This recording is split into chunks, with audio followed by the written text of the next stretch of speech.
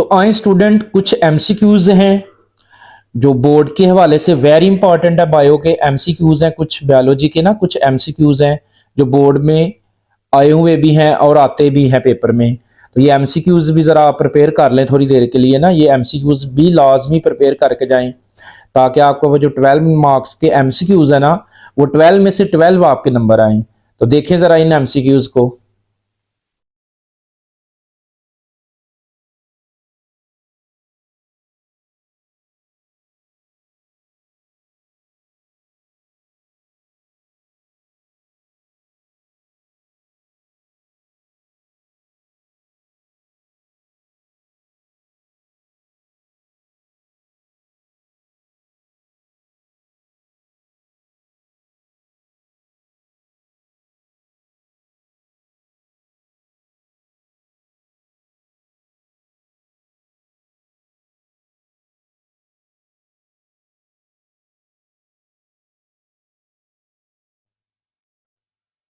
Ji student, I hope कि आपने ये एमसीक्यूज देख लिए हैं और इनको अच्छे से आपने याद कर लेना। इन एमसीक्यूज के देखें आंसर भी गिवन है, साथ साथ ही आंसर भी टिक हुए हुए हैं। तो आपने ये कर लिए एमसीक्यूज।